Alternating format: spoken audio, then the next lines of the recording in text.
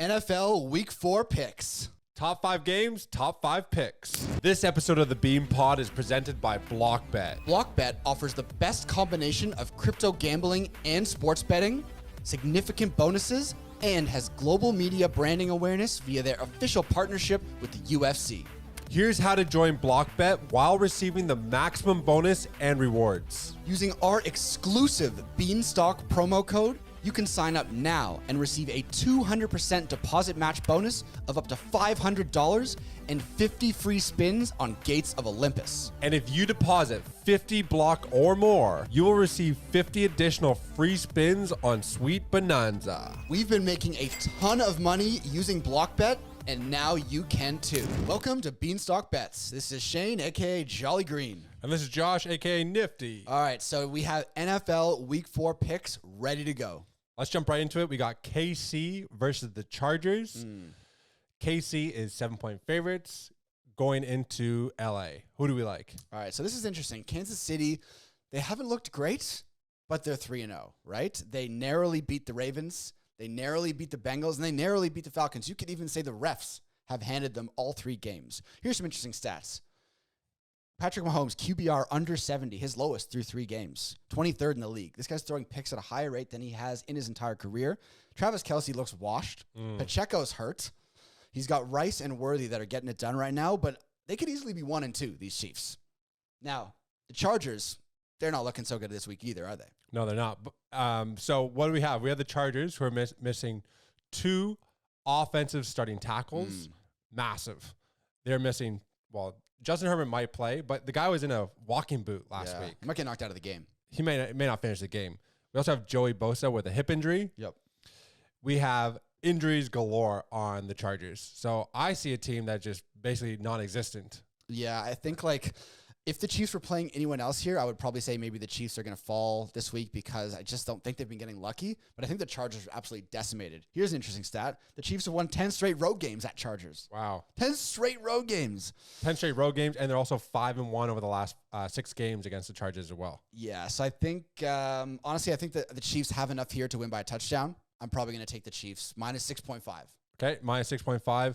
I think that's an excellent pick. You're covering the spread. I would even go as high as 14 on this one. Wow. I think it's an absolute beatdown. Okay, the Chiefs are going to beat down. I mean, if Herbert doesn't play, underman offensive line, I think their 2 starting cornerbacks are also hurt. I think the Chargers are just decimated. I don't think the Chargers are a great team anyway. They maybe got a bit of a hot start, but yeah, all right, let's take the Chiefs. Okay, next game we have the Steelers, 1.5 favorites over the Colts. The Colts are at home. Who do we like? I like the Steelers here. I am not buying the Colts. Okay, the Steelers have the #1 defense in the league. They've been absolutely shutting down teams. I know they've only played the Chargers, who we just talked about, the Broncos and the Falcons, but I think the Colts are another poor offense that's going to be shut down by the Steelers.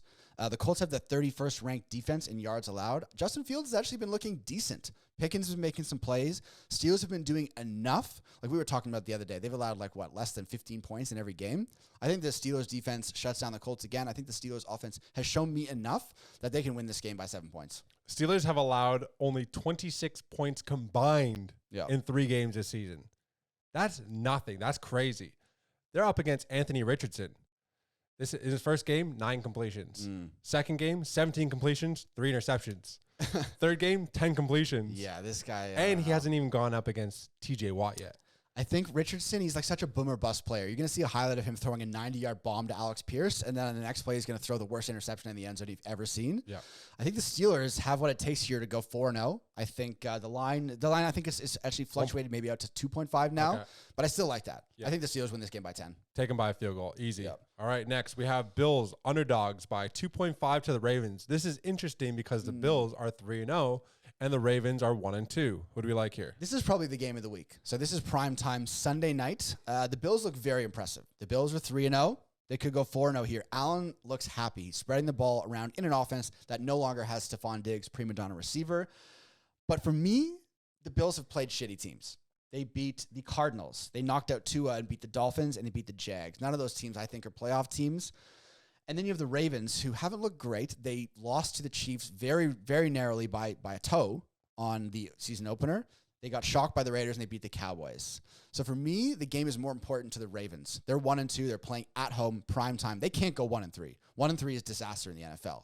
I think this is like, honestly, as close to a must-win early in the season for a team that has Super Bowl aspirations. I think you see the Ravens rebound here, and I like them to beat the Bills. Josh Allen having one of his best starts to his career ever, going 7 touchdowns, 0 interceptions. I think that has everything to do with losing prima donna Diggs. Josh Allen is in a position now where he can make decisions and not have this in the back of his mind. Oh, I need to throw to Stephon Diggs. The Bills, to me, are playing like a true team. So on offense, he's spreading the ball around like crazy. And that's what made Peyton Manning, Tom Brady, and all these, some of the best quarterbacks in the league so successful. It didn't matter who was there. Their defense, they have 7 starters who are all second stringers last year. No prima donnas there. They're all playing like a legit team. Like you said, I think the Ravens, they lost to KC. So it's the first game of the season. That's tough to really tell. But the fact that they lost the Raiders, Raiders stink. And yes, they beat the Cowboys, but they gave up. They're at 28-26 with 9 minutes left in that game. They nearly lost that. And the Cowboys just barely scraped by the Giants. Not great. So in my opinion, they've faced 2 really shitty teams. I think Bills are, as their underdogs, I think they end up taking this game. So I'm taking the Bills as underdogs at 2.5. Look, I love the Bills. I think they're one of the best teams in the league. I just think this game means so much to Baltimore. Baltimore is 20-3 in primetime under John Harbaugh, and they just lost their last one. So for them to lose 2-0 with that kind of record, I don't think it's going to happen. The Bills have beat the Ravens the last couple of times with Josh Allen as the quarterback. I just think this is such a must-win spot for the Ravens at home, prime time. I'm going to take Lamar Jackson to have a huge game, and the Ravens minus 2.5. All right, so we're going opposites there. All right, now we have the Lions 3.5 favorites at home versus the Seahawks. Seahawks are 3-0. The Lions are 2-1. Who do we got here? So this is my personal lock of the week. This is the one I'm most confident in. So I'm going to start with the Seahawks. The Seahawks, again, this is a 3-0 team that has beat 3 bad teams. They beat my terrible Patriots, they beat the Broncos, and they beat the Miami Dolphins with Skylar Thompson as the quarterback. None of those teams are even close to sniffing the playoffs this year. And then you have the fact that they're traveling from west to east. Now listen to these stats. Teams traveling west to east are 44-57 against the spread, so only 43% of the time. How about this one? Pacific teams traveling east that won against the spread in their last game, which the Seahawks did, have only won 30% of the time against the spread. So everything for me is setting up for the Seahawks to come east to Detroit and get absolutely smacked in the mouth by a Lions team that I still think is Super Bowl quality. Yeah, Sam Laporta was questionable. He has been confirmed healthy. So they have both the running backs in there with Gibbs and Montgomery, Laporta. They have the outside weapons. The team has everything you need there. And like you said, the Seahawks, 1-2 Pats, 1-2 Broncos, 1-2 Dolphins. All of them were backup or rookie quarterbacks. Yeah, it's not good. Like that's not a true 3-0 record. So like you said, flying east, I reckon the Lions smashed the Seahawks in the mouth. I'm taking the Lions at 3.5. Yeah, I think the Lions haven't shown their true best form yet. This team is absolutely stacked. I think this is a statement game from the Lions. I think the Lions are going to just beat the piss out of the Seahawks here at home. That crowd is underratedly crazy. Yeah. Primetime game. Kenneth Walker is questionable again. He's, a big piece of that Seahawks offense who may not play. Geno Smith is good, but I think they come back down to earth. The NFL is everyone comes back down to earth, man. You think the Seahawks are going to go 4-0 on the road in Detroit?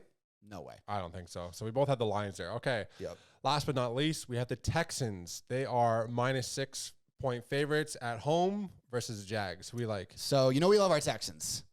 We had good news today. Nico Collins is playing. Yep. So the thing about the Texans right now and why they kind of did not perform well against the Vikings last week is they're beat up. They're missing Tank Dell. They're missing Joe Mixon, and Nico Collins got hurt in that game. So they're potentially missing their 3 best offensive players other than C.J. Stroud. But Collins is going to play, and I think that's key. Joe Mixon also back.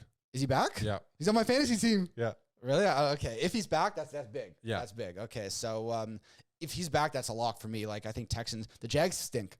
The Jags stink, They man. stink. Trevor Lawrence has lost his past 8 regular season games, which you could say he's due for a win. But I don't think so. I think the Texans at home, man, they haven't covered the spread yet this year. They're 0-1 against the spread. I think, again, this is one of these teams that hasn't hit their stride yet, like the Lions, but they're still 2-1. I like the Texans this year. I'm going to bet on them to beat this is a big divisional battle. Houston's won 10 of the past 12 against Jags. I like this. So unfortunately, the Texans have had some close games. 6-point victory over the Chicago team. 2 points over the Colts. So not great. And then they got pumped 34-7 against Minnesota. I looked at the stats of the Minnesota game. They were equal on pretty much everything. The Texans had more yards per play. They had more time of position. They had the same amount of punts, same sacks allowed, everything. The only thing that they lacked was the penalties. Right. They had 11 penalties for 88 yards. Crucial moments in the game that turned everything on its head. Yeah. So to me, they eliminate those penalties. They have Joe Mixon back. This is going to be a statement game. Yep. I think they cover 6 points at home too against a shitty Jacksonville team. I think the trend is just like we keep on these teams that we think are super talented, Super Bowl contenders, the Lions, the Texans. Even though they haven't been at their best, I think these are the weeks where they start to really they start to make statements. That's why I like them. Yeah. All right. So we got Texans. We have Lions.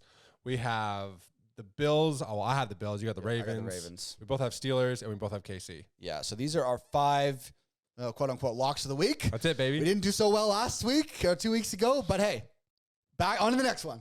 By the way, you know the best place to bet on all these football games is on BlockBet. They offer amazing odds. It's super easy to bet with your fiat, with your crypto, and if you use our link, which is in the description, you're going to get a deposit bonus, all kinds of free roulette spins. I love using BlockBet because it's not geo-blocked, so you can use a VPN with other apps like Bet365, FanDuel, all these things. If you're traveling, you can't use it. This is one of the few apps out there that you can actually use a VPN and you can still use it. So I like that. And if you're a crypto head like we are, it's really easy to transfer money in and out. So yeah, hey, make sure you guys tune into the next episode. That one's going to be a banger.